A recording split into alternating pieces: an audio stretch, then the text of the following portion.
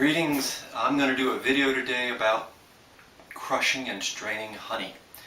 This type of harvest is what you use when you do not have an extractor, or when you are a top bar hive keeper like I am, or if you do cutouts, meaning bee removals from walls.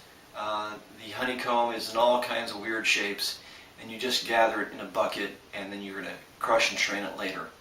In this particular case, I just did a cutout yesterday, and this being September 26th of 2009, it is likely my last cutout for the year, and I wanted to do a good video on that.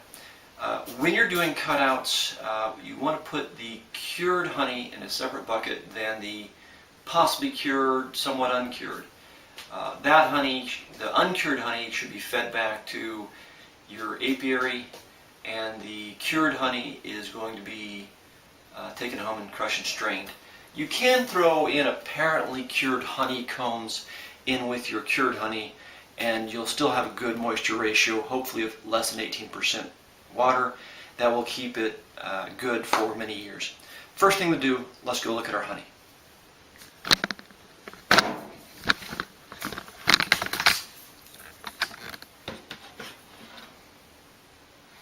Okay, now in this case we have uncapped honey here and uncapped honey here.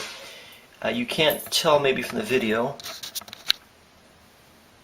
but we have cured honey there and cured honey over here. The first thing to do when you are doing crush and strain is de-bee your honey. Bees do get in there while you're harvesting and when you're doing cutouts. And if you have anyone helping you, nothing sucks worse than having them crush a bee while they're crushing honey and they get stung. So that's the first thing to do, is to make sure you've got all your honey clear of bees. After you have the honey free of bees, you need to put down some paper towels or some newspaper or whatever paper you have around the vessel you're going to crush in, because you are going to get honey everywhere. You're also going to need some kind of pan or container to dip your hands in, because you're going to get sticky and honey's going to get everywhere. Just a water-filled pan is fine. Third is the crushing container. In this case, it's a 5-gallon bucket. I'm going to use a 5-gallon bucket even though I don't like it, because I have very little honey. Normally I would be using a long, shallow container, preferably about 2.5 feet long, like a storage tub underneath a bed. That is because you'll have easier access to crushing all the honeycomb. In this case, there's very little honeycomb, and I don't mind going ahead and crushing it in the container that I recovered it in. Third, you're going to need something to crush and strain into. The straining equipment is important. I'm going to be straining through a 5-gallon bucket paint strainer, about 50 cents, available at most hardware stores. I'm going to be using half a bucket to hold my strainer to keep the bottom of the strainer out of the honey itself. And this is a very nice mixing 5-gallon paint bucket. It tells me how much gallonage I've got, or if you're with the 21st century, how many liters you have. And you're looking at about 4 liters per gallon for those of you who are not on the metric system. Alright, so this is quite handy to tell you how much honey you really have, so you know how many bottles you need to get. At David's, you can get a simple gate valve, about $10. You have to drill a 2-inch hole or an 1.5-inch hole and screw this in. So how it all fits together.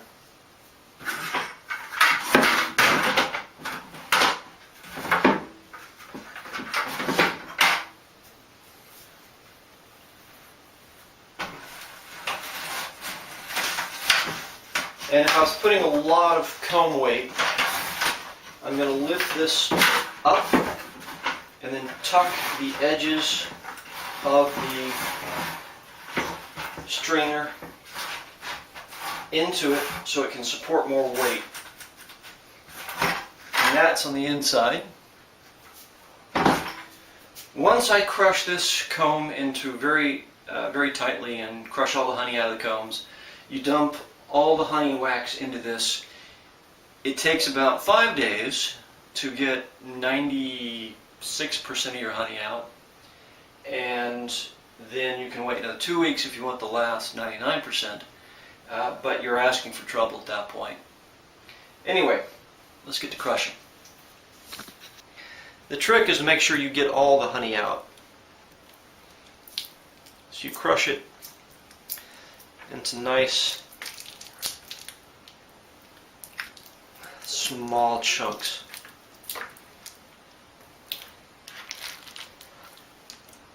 Alright, there's a bee body. Don't want to crush little bees. There are presses you can use that'll press honey. A fruit press is commonly used for like pressing apples, but they're kind of expensive, a few $100. So if you're going to spend money, you can do it.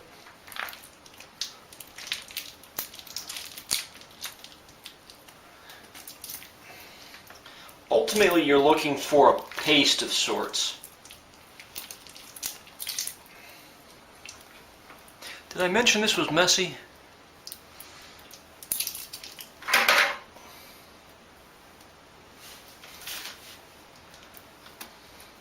Once you start collecting your honey at the hive, you really have a matter of about 4 or 5 days before you should start crush and strain, because wax moth, small hive beetle, or other pests will become a nuisance pretty quick and possibly spoil the honey.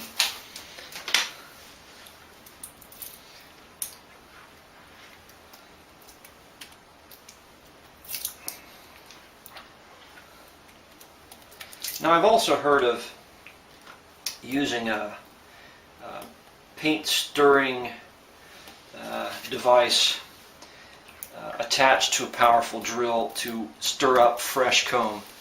If you were doing a cutout and this was darker comb, second year comb, it is very tough like cardboard, and you're going to have a heck of a time trying to crush it with any method except the bare hand. It's like triple ply cardboard that TVs are shipped in. Brood comb that had honey stored in it is tough, tough stuff.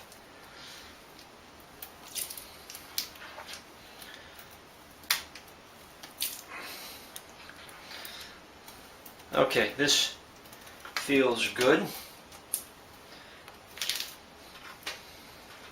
If you can, do not put any honeycomb in here that has pollen still in it, because that pollen will make the honey quite bitter if you crush it in there. You want to cut that pollen stuff out and throw the honeycomb in here, and throw any part of the honeycomb that still has honey in with your semi-bad honeycomb that the bees are going to clean for you.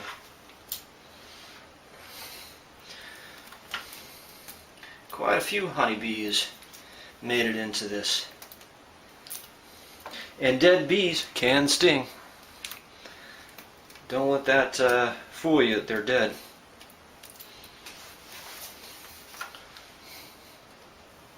Alright, at this point I think I'm done crushing. The next step to do is pour this into the 5-gallon bucket that's got the strainer.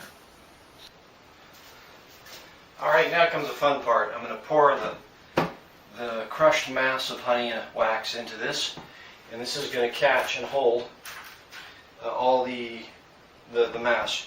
If there was going to be a lot of weight, I'd put clips, big honking binder clips on this, so it'd hold more weight, or I could use a safety of clothespins.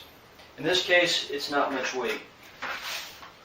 Maybe about 5 pounds, maybe 8.